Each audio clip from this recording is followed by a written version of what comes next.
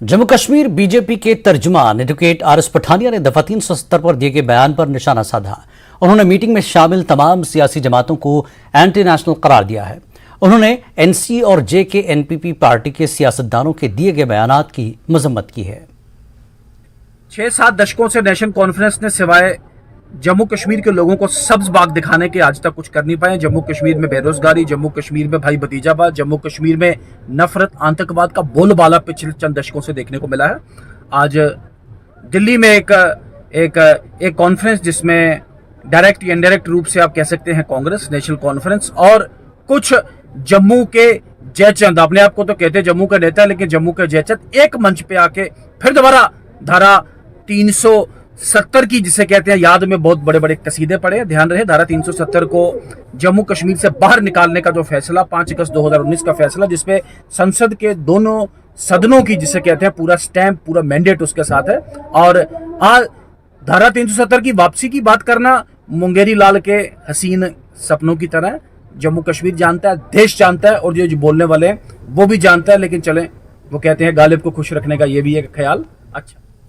BJP ने श्रीनगर के जवाहर नगर में संपर्क प्रोग्राम मुनक्किद किया। जम्मू कश्मीर बीजेपी सदर रविंदर रैना, वक्फ board chairperson doctor Darakhshan Andrabi और सुनील शर्मा ने पार्टी कारकुनों से खिताब किया। उन्होंने जम्मू कश्मीर में बीजेपी की अगली हुकूमत कायम होने का यकीन जाहिर किया। उन्होंने कहा कि महबूबा मुफ्ती के दौर हुकूमत में पैलेट गन का शिकार इंशा ने अपनी आंखें खो दी। बीजेपी हुकूमत में एक भी ऐसा हादसा नहीं हुआ। बीजेपी के दौर में कर्फ्यू नाफिज किया गया, लेकिन इंसानी जान का कोई नुकसान नहीं हुआ। बीजेपी ने जम्मू कश्मीर में अमन कायम किया, हड़तालों का दौर खत्म किया। वज़ीर-ए-आज़म नरेंद्र मोदी ने हेल्थ कार्ड का तोहफा दिया और यह कार्ड लोगों की जिंदगियां बचा रहा है। आप सब जानते हैं कि हमारे पार्टी के 9 साल बेमिसाल अद्भुत हमारे प्रधानमंत्री जी के 9 साल रहे, जिसमें हिंदुस्तान का कद पूरे आलम में, पूरी दुनिया में सबसे आला हो गया। और आज हिंदुस्तान का नाम अंडर डेवलप्ड कंट्रीज से निकालकर देश के 5वें नंबर पे आ गया है। यानी हम डेवलप्ड कंट्रीज के साथ शाना बशाना चल रहे हैं। ये सबसे बड़ी बात है। हमारे प्रधानमंत्री जी ने हम जम्मू कश्मीर के वासियों को जो अमन दिया, बड़े दिल की खुशी की, हमारे बच्चों को फिर से नया फ्यूचर, वो स्कूल जाने लगे, हमें हड़तालों से निजात मिली, हमें स्मार्ट सिटीज मिली, हमें नया industrial revolution and economic development के लिए जो सोच मिली, जो रास्ता मिला, ये हमारे प्रधानमंत्री जी की देन है।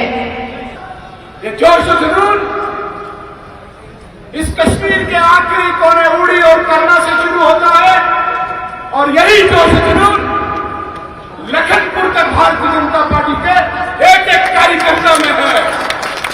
और ये जोश जुनून तब्दील होगा जब भारतीय जनता पार्टी की हुकूमत जम्मू कश्मीर में बनेगी, जिसको दुनिया की कोई ताकत रोक नहीं सकता।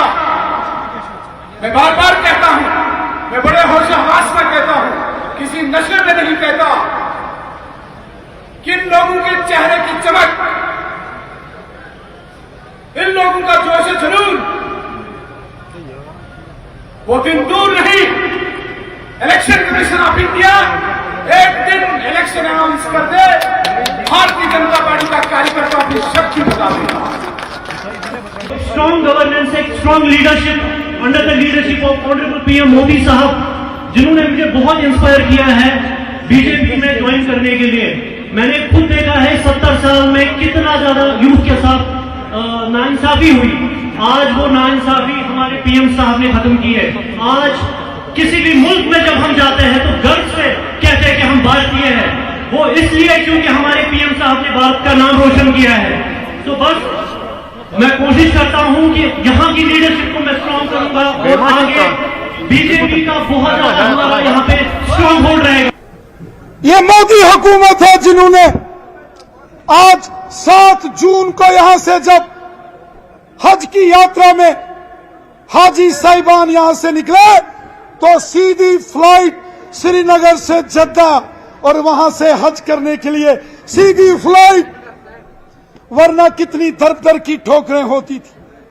जब हाजी साहिबान श्रीनगर से हवाई जहाज में बैठ के सीधे जद्दा में उतरेंगे और वहां से सीधा मक्का मदीना की यात्रा करेंगे। ये हिंदुस्तान जानी अटल बिहारी वाजपेयी साहब का हिंदुस्तान है, तो ये हिंदुस्तान जानी डॉक्टर एपीजे अब्दुल कलाम साहब का भी हिंदुस्तान।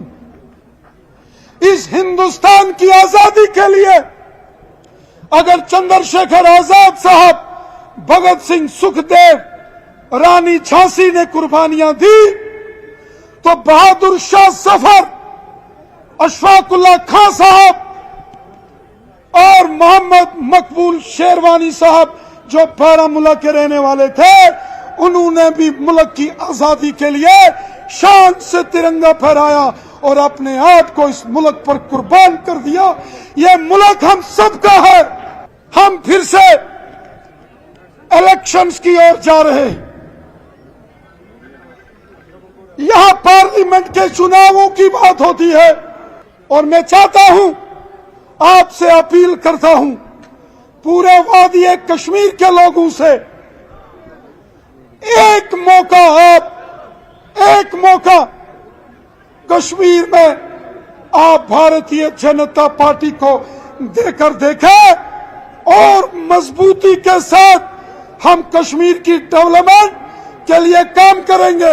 हम चाहते हैं इस बार कश्मीर से भी पार्लियामेंट के इलेक्शन में भारतीय जनता पार्टी की जीत हो। रही बात असेंबली इलेक्शंस की, मेरे बहुत काबिल दोस्त यहां के फॉर्मर चीफ मिनिस्टर जनाब उमर अब्दुल्ला साहब ने 2 दिन पहले फरमाया, हम पर इल्जाम लगाया कि हम असेंबली के इलेक्शन से भाग रहे हैं। कश्मीर के असेंबली इलेक्शन की तारीखों का ऐलान करे इलेक्शन कमीशन।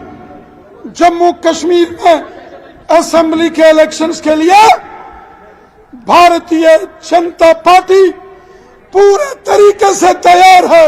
फैसला आवाम ने करना है और फैसला सियासत के मैदान जंग में होगा, जिसका फैसला जम्मू कश्मीर की आवाम ने करना है। मुझे यकीन है यहां की आवाम बीजेपी को वोट देकर जिताएगी और जम्मू कश्मीर में अगली हुकूमत भारतीय जनता पार्टी की होगी।